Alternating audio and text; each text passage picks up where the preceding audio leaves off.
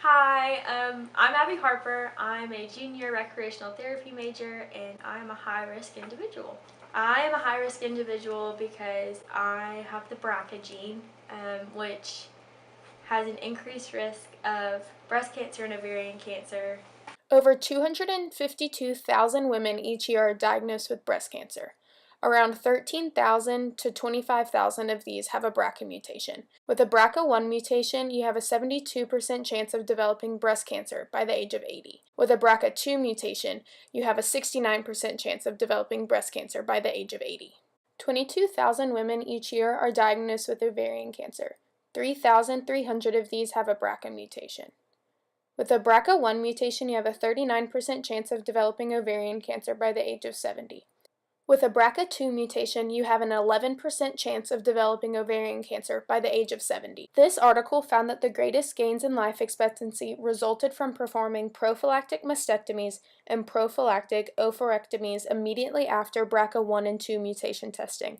It was concluded that the life expectancy gain depended on the type of BRCA mutation and age at intervention. In general, the observed gain in life expectancy from premenopausal PO is greater than provided by PM, since PO reduces the risk of both breast and ovarian cancer. Screening with annual mammography plus breast MRI provides significant gains in life expectancy, although its benefits are less than those of PM or PO.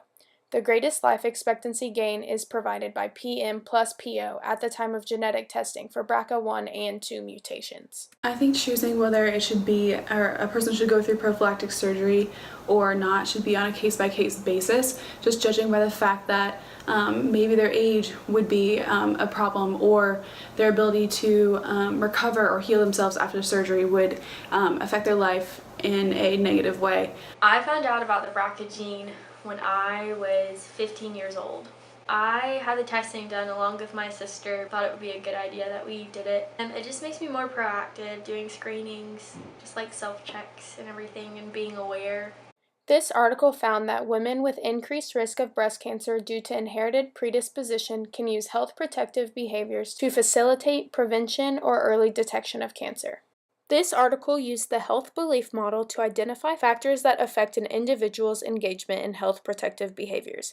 This suggests that individuals place different values on factors such as perceived control, self-efficacy, and benefits and barriers regarding their own health.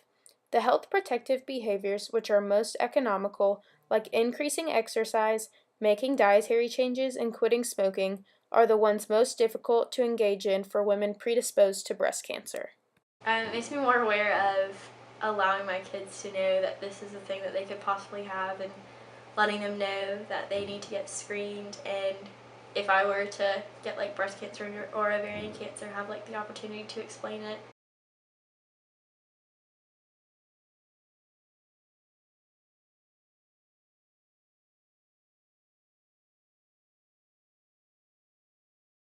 I am a high-risk individual because I had a teratoma in my body for 20 years. A teratoma is a type of germ cell tumor that may contain several types of body tissues.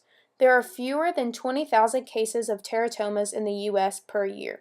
Teratomas are much more common in females than in males, with a ratio of 3 to 1. Teratomas are most commonly found in adults ranging from 20 to 40 years old. Benign teratomas of the mediastinum account for only 3 to 12% of all mediastinal tumors. This is the type of teratoma that Abby had. I found out about my teratoma last spring when I was on a spring break trip. I had trouble breathing, and I went to a minute clinic, and they said we don't really know what to do, so they took me to an emergency room. The emergency room told me I had a fluid-filled cyst, and they wanted to do surgery. Didn't go back from school all of spring break, and after all the tests and all of the screenings and everything, our cardiothoracic surgeon that we knew told me that I had a teratoma. I had it removed May of 2017. Right after school got out, I had a sternotomy, which is a lot more extensive than what we thought. It was 16 by 8 inches, and it was wrapped in all different kinds of blood vessels and everything. So the original surgery that they were going to do is they were just going to go through the side and pull it out, but because it was so intricately made, they couldn't do that without creating a lot of other problems. I guess like a message I really want to tell high-risk people is to just be proactive and to be like willing to get stuff done, like tests done, especially with the BRCA gene, because it can be prevented, or not necessarily prevented, but there are preventative measures to take to decrease your risk. And it's scary, but like it's kind of worth it in the end, I guess, because you just have an awareness of it and you know what's going on.